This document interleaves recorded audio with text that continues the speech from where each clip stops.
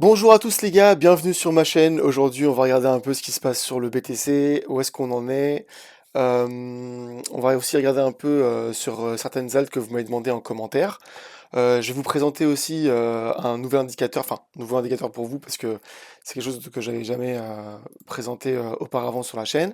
Donc c'est le Miyuki Wave, on avait vu le Miyuki Ribbon ensemble, et vous allez voir que bah, c'est pas si bullish que ça pour l'instant, en tout cas sur le BTC. On va voir aussi quelques trucs techniques sur le BTC qui bah, valident un peu le scénario des 73 000 sur BTC. On va voir un peu les tweets, les news, parce qu'il y a des news en fait qui peuvent arriver demain et qui peuvent littéralement tout changer, hein. Donc littéralement toute mon analyse au niveau du 73 000 peut changer en une seule news, et je vais vous expliquer pourquoi. Et ensuite, bah, je répondrai un peu aux coms que vous m'avez mis. Je tenais aussi à vous remercier donc pour les abonnements, hein, les gars, 334 abonnés, et puis même Super. vos commentaires, super super cool. J'adore les lire à chaque fois, et vous voyez, hein, je réponds à chaque fois. Sauf à ceux-là, bah, attention, et ça, j'ai juste laissé celui-là, là je vais le masquer. C'est une arnaque, les gars, hein, donc voilà. C'est juste pour les débutants et tout.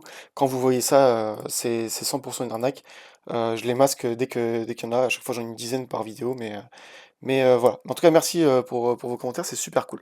Alors aujourd'hui, j'ai structuré un peu mieux la vidéo, comme ça, ma vidéo elle s'éternise pas et ça dure pas 35 minutes, j'espère. On va voir, hein, ensemble. On commence tout de suite donc sur le BTC. Donc BTC, donc on avait dit que il y avait une target qui était absolument magnifique au niveau entre les 75 et 72 000 sur le BTC qui nous attend. Alors, il y a plusieurs outils que je vous avais montrés qui convergeaient vers cette target-là, et je vais vous montrer encore deux, trois autres outils que j'ai encore trouvés qui convergent encore vers cette target-là. Donc, quand vous avez 9 indicateurs sur 10 qui vous indiquent qu'on va aux 73 000, ça ne veut pas dire qu'on va forcément y aller, mais qu'il faut se préparer dans le scénario où on y va comme ça. Si on est préparé, on est good. Et si jamais bah, ça fait un reversal et ça part vers le haut, tant mieux. Mais donc voilà, donc on va faire un petit tour des indicateurs que je vous avais montré vite fait, donc vraiment en 2 minutes. Et après, je vous montre le Milky Wave, et vous verrez, c'est super intéressant. Alors, on commence par le CME Gap. Donc, CME Gap, premier indicateur qui nous indique que voilà, il y a une zone extrêmement forte à travailler. Donc, CME Gap, c'est quoi? C'est sur la charte des CME. Donc là, ici, on a un énorme gap ici qu'on n'a pas encore comblé. Vous voyez, hein, il est juste là. Euh, En général, ces CME gap, ils sont toujours amenés à être retravaillés, hein. Je vous avais expliqué plusieurs fois dans mes autres vidéos. Voilà, les gaps sont toujours retravaillés. On en avait un ici aussi monstrueux, donc d'ici à ici, mais il a été ravalé dans la même journée, vous voyez. Donc en général, les gaps CME sont toujours chassés et sont toujours retravaillés, comme ici par exemple. Vous voyez, là, on avait laissé un gap CME, on est revenu le travailler. Et donc, il y a encore des chances qu'on vienne travailler ce gap CME là. En plus de ça, ce qui se cache ici dans ce gap CME, c'est un niveau de liquidation. Ah mince, là je suis en train de chercher ailleurs. Donc là, on avait un niveau de liquidation, comme on a vu plusieurs fois, hein, dans mes vidéos précédentes. Euh, Hop, on se met en 1 an, et en fait, on a un niveau de liquidation qui est quand même assez important dans ce gap CME, juste là. Vous voyez? Donc là, il y a des liquidations à plusieurs milliards qui attendent d'être retravaillées. Ensuite, on avait vu aussi donc le premier arrêt. Donc je vais retourner sur la charte classique. Donc voilà, le premier arrêt de Fibo, donc Fibonacci, vous connaissez, hein, à force, je pense, à force que je vous le montre. Vous tracez votre Fibonacci. Tant qu'on n'a pas cassé le premier arrêt c'est 0,382. Donc vous voyez par exemple ici sur ce mouvement-là, hop, on n'a pas cassé le 0,382, donc on était toujours en bull run, et là on est reparti à la hausse. Là, donc là pareil, sur le mouvement d'aujourd'hui, hop, on le met ici, et en fait si vous regardez bien, on n'a pas encore cassé le 38,2, et le 38,2 se trouve à 73 000. En général, on est toujours amené à retester le 0,38,2 avant de repartir sur un potentiel reversal. C'est pour ça que là, quand je vois qu'il y en a beaucoup qui s'excitent sur Twitter en mode ça y est, on est full long, on va se reversal. Moi, je vous dis patience, les gars. Et en plus de ça, un retest du 38,2, ça peut durer plusieurs semaines, hein. Donc, comme je vous montre, attendez, je vais vous montrer là. Je vais prendre. C'est pas ici, c'est là. Donc, configuration de barre. Donc là, si jamais on reduplique cette phase-là, euh, juste pour avoir une idée en fait, bah, sur le mouvement actuel, vous voyez qu'en fait, on n'est même pas à la moitié, hein. et donc ça peut durer plusieurs semaines, et vous voyez que même sur l'ancienne configuration, on est revenu, après on est reparti à la hausse, mais après on est devenu encore plus bas. Et donc en fait, là, j'ai même pas modifié l'échelle, et vous voyez que même à l'échelle, on rebondit exactement sur le premier arrêt. Pourquoi? Parce que bah, c'est des niveaux de Fibonacci, tout simplement. Et là, on pourrait très bien, en fait, bah, par exemple, repartir à la hausse, voilà, jusqu'au 102 000, se faire rejeter, et revenir chercher le premier arrêt. Vous allez voir que le 102 000, c'est un niveau qui est quand même extrêmement important sur plusieurs autres indicateurs. Euh, Ensuite, qu'est-ce qu'on avait d'autre que je vous avais montré? Ah oui, je vous avais montré bah, du coup le rebound de Miyuki. Donc je vais vous mettre les deux autres indicateurs qui nous montrent. Mince, c'est pas ça du tout. Hop, c'est le Miyuki Ribbon. Et ah oui, on avait aussi le CPR d'ailleurs, je vais vous montrer juste après aussi. Gaussian Channel. En fait, les indicateurs, quand vous utilisez en convergence, vous verrez qu'ils montrent à peu près la même chose chacun. Donc on va commencer par le Gaussian Channel. On se met en weekly, hop, et on pouvait voir en fait que le Gaussian Channel, donc c'est un énorme canal sur lequel en général on est toujours amené à revenir retester en bull run. Donc là vous voyez dans le précédent bull run on revenait, hop on testait, on remonte, hop on reteste et on remonte, vous voyez. Donc en fait il fait un office de zone de rebond. Euh, Là ici en fait bah, pareil, on est monté, on est revenu rebondir dessus.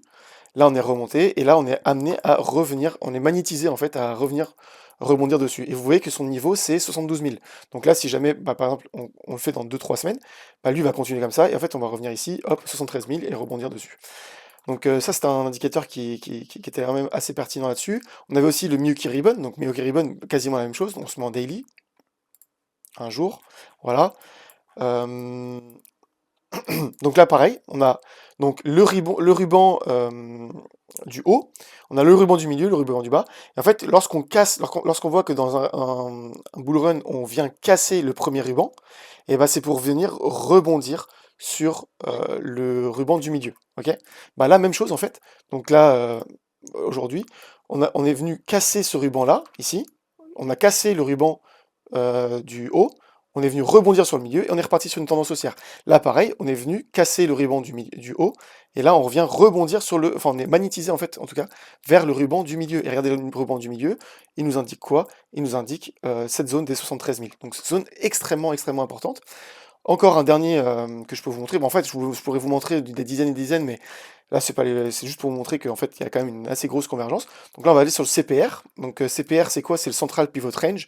Donc hier, je vous ai expliqué qu'en gros, ça, c'est le point pivot du milieu qui sert de point central, en gros. Ça, les lignes rouges, c'est les S. En fait, donc c'est les targets à la baisse. Donc S1, S2, S3, S4. Et là, pareil, donc là, c'est les targets à la hausse, donc R1, R2, R3, R4. Ok. Donc à partir de là, on peut voir que la première target à la baisse, ici, si jamais on ne tient pas le support du central pivot range ici, et ben la première target à la baisse, c'est le 73 000. Donc encore une fois, c'est un niveau qui est quand même extrêmement important. Et comme vous pouvez voir, en fait, bah, en fait, vous pouvez vous-même rechecker, et vous pouvez voir en fait que les précédents, donc R1, voilà, il faisait office de résistance ici, R3 et office de résistance, R4 qui faisait carrément office de support, puis après rebond sur le R3. Et, enfin, vous voyez, c'est un indicateur qui est quand même extrêmement précis. Là, pareil, hein, vous voyez, j'en prends n'importe quel ici. Hop, là, on va chercher le R1 tout pile. Puis après, on redescend. Ici, on rebondit sur le central pivot range. On va chercher le R1 tout pile. Puis après, il fait office de résistance. On le pète. On va chercher le R2. Vous voyez, donc c'est quand même un. En fait, ça vous indique des niveaux qu'on est probable d'aller chercher en cas de tendance haussière ou baissière. Voilà, tout simplement.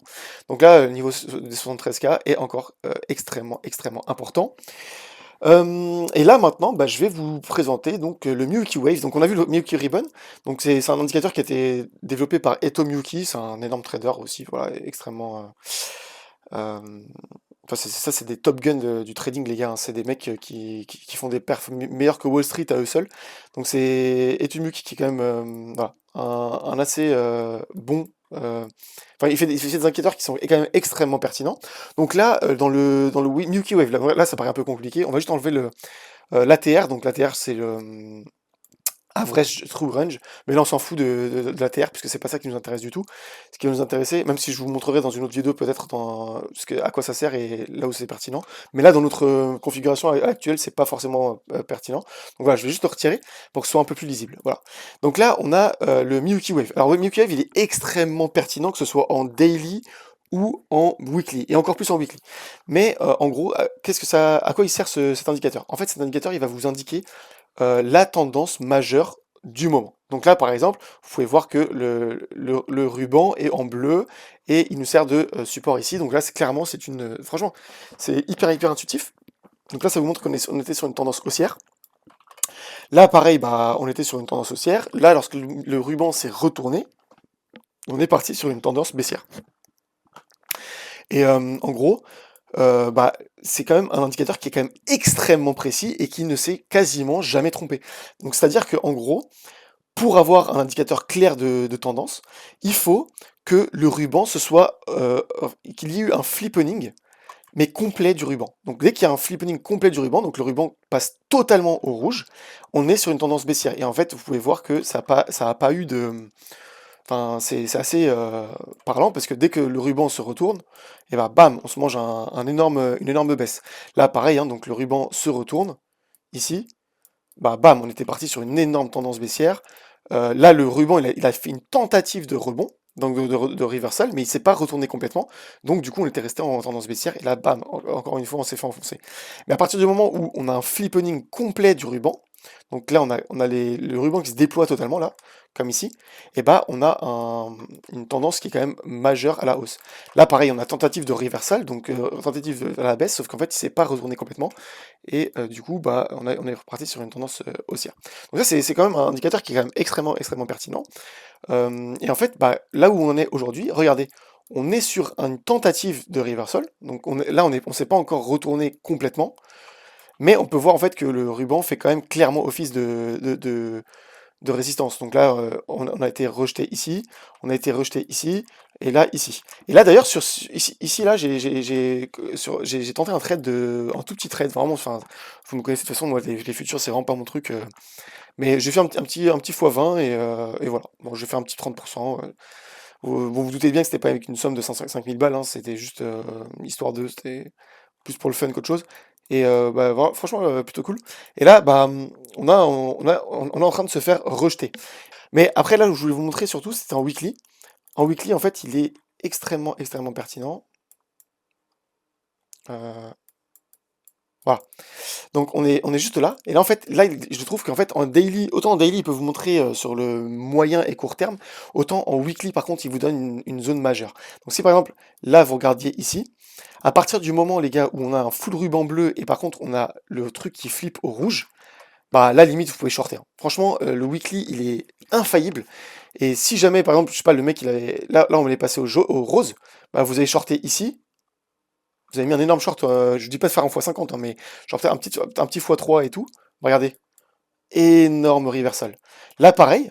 Donc là, par exemple, vous avez la ligne qui passe au bleu, alors on est dans un ruban full bleu. Bah limite, les gars, vous pouvez franchement presque les yeux fermés mettre un long ici et regarder après. Voilà. En fait, là, pour l'instant, il s'est jamais trompé en tout cas, et je trouve qu'il est extrêmement pertinent. Donc là, ce qu'il va falloir surveiller du coup, donc là où je veux en venir, c'est aujourd'hui, hein, ce qui est ça qui compte. Si jamais, par exemple, là, on vient ici, on vient rebondir, et là, le truc flip au rose, bah là, je vous dirais RIP les gars, c'est terminé, le marché est dead, et on est parti sur une énorme tendance baissière. Mais tant que là, on est au bleu, on est safe. Donc on peut très bien aujourd'hui faire ça, venir rebondir là, et après repartir, sans que le truc vire au rose, et là, euh, là, ça ne fera pas d'inquiétude à avoir. Autre chose, du coup, par rapport à un autre indicateur, c'est le volume profile et le MACD. Alors, volume profile, je vais vous montrer ici parce que j'ai plus l'abonnement sur TradingView. Donc là, vous avez un énorme creux dans la value qui correspond à entre 69 000 et 86 000. Donc vous voyez, encore une fois, bah, on a une zone là qui est appelée à être retravaillée, ici. Et donc là, il faut qu'il y ait du business pour rééquilibrer un peu le volume profile, en fait, parce que là, les volumes, vous voyez, énorme volume ici, énorme volume ici, et ben, on a ce creux-là qui nous appelle clairement à être retravaillé. Autre chose, encore une fois, donc en weekly, vous mettez le MACD, convergence de moyenne mobile, et là, bah, les gars, malheureusement, on a un cross ici. Voilà, ici on a eu un cross, on est reparti sur une énorme consolidation à la baisse, et là, qu'est-ce qu'on a eu? Énorme cross ici. Et donc ça nous appelle pas à aller partir en bear market, les gars. Ça nous appelle juste à aller chercher une consolidation pendant quelques semaines, et après repartir sur une tendance, que ce soit baissier ou à la hausse. Donc voilà.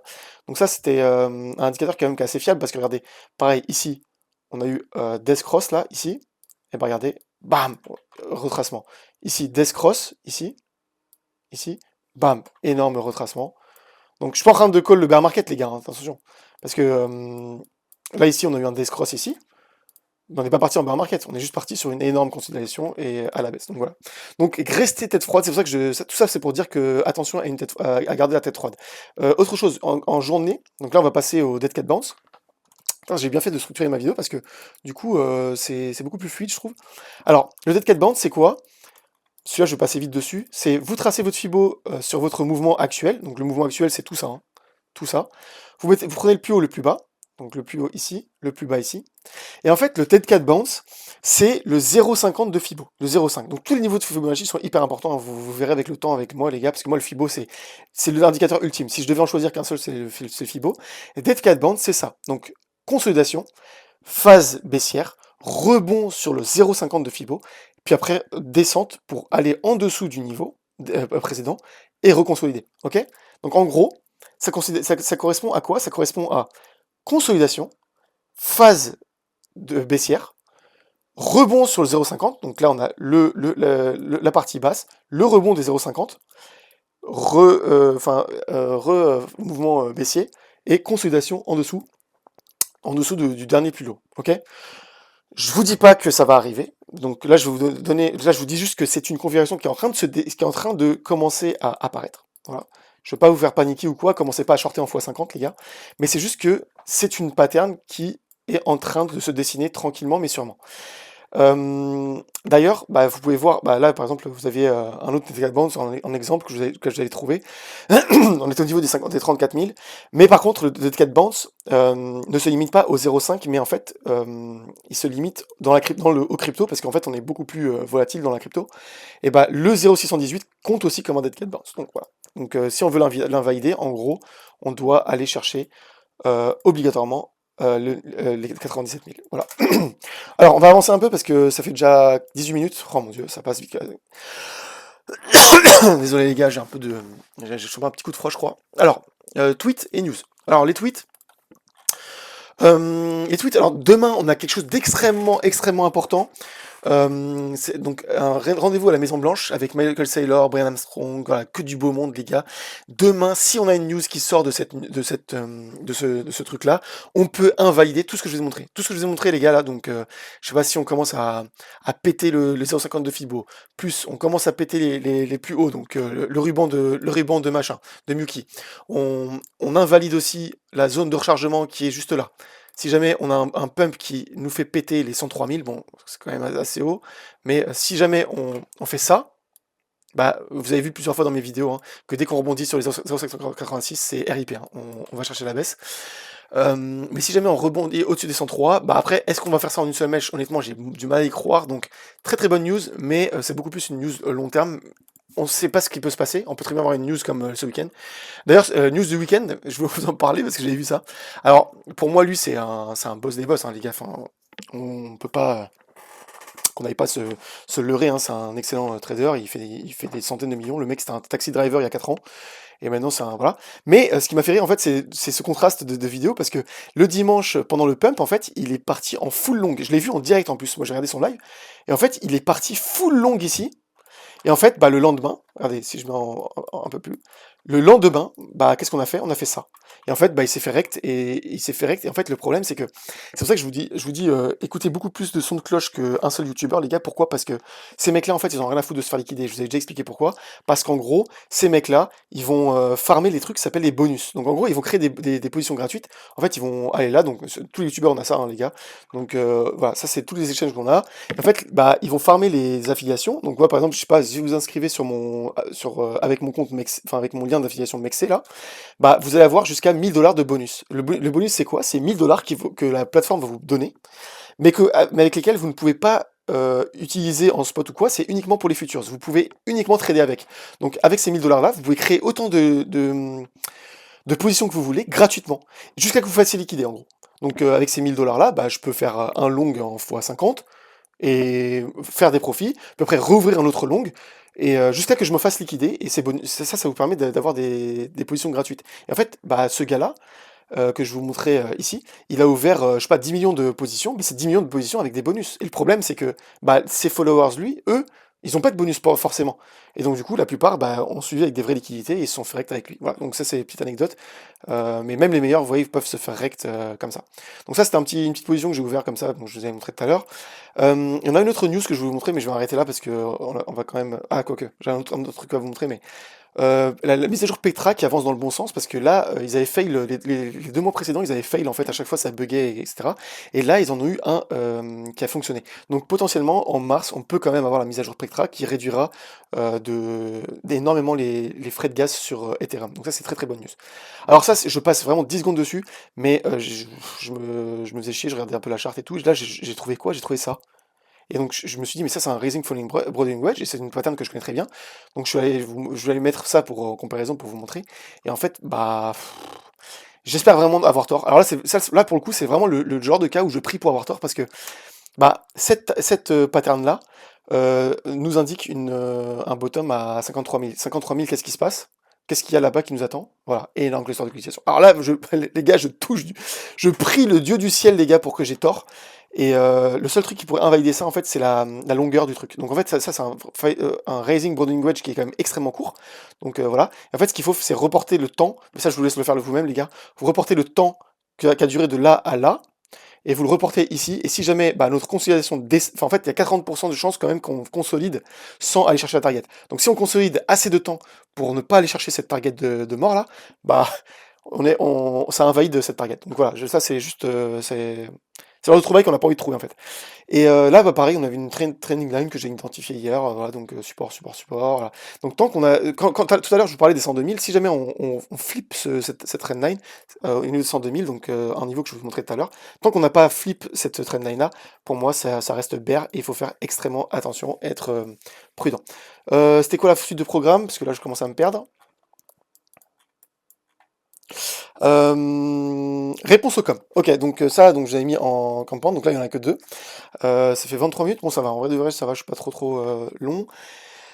Donc on a Lucas qui nous dit salut, alors je dois avoir un groupe vital et ton expérience d'être jeune. Ma question à toi c'est du coup ta grosse position c'est ETH. Effectivement, ma position c'est gros ETH. Alors attendez, attends, je vais te montrer ça tout de suite. Moi 95% de mes cryptos elles sont sur Binance, donc c'est très facile à voir.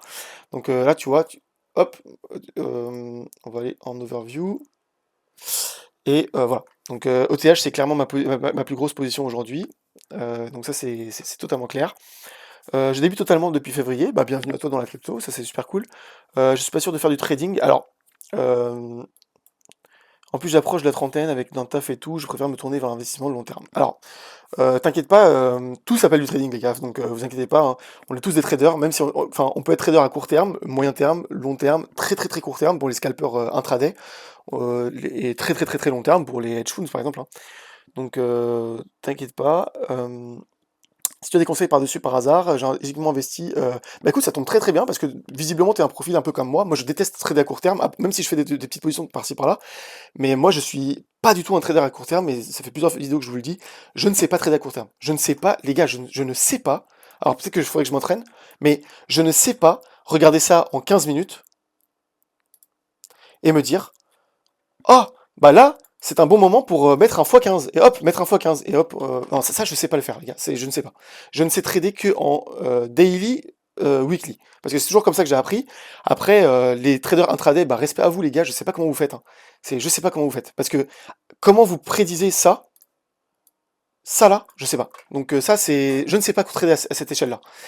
Si vous voulez regarder un mec qui sait trader à cette échelle-là, vous regardez CryptoFace, voilà, un mec qui fait des trades à plusieurs millions de dollars. Le mec, en 2-3 heures, il fait 500 000 $ de profit. Voilà, c'est comme ça. Après, des fois, j'ai déjà vu aussi faire 300 000 $ de perte en quelques heures aussi, hein.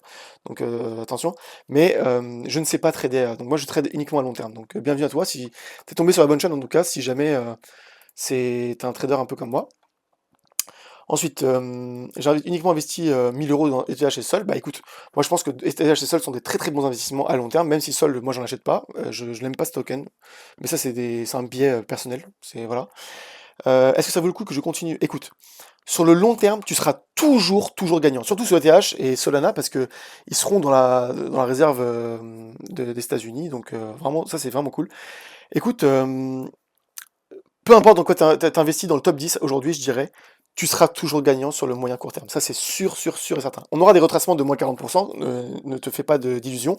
Peut-être que tu vas perdre 400 balles en perte latente, en mode à moyen terme, mais pas vendu, pas perdu. Donc, t'inquiète pas, tu vas remonter. Et j'ai plusieurs exemples, moi, mais là, je vais pas m'éterniser dessus, sur des alts que j'ai achetés et sur lesquels j'ai été en perte pendant un an.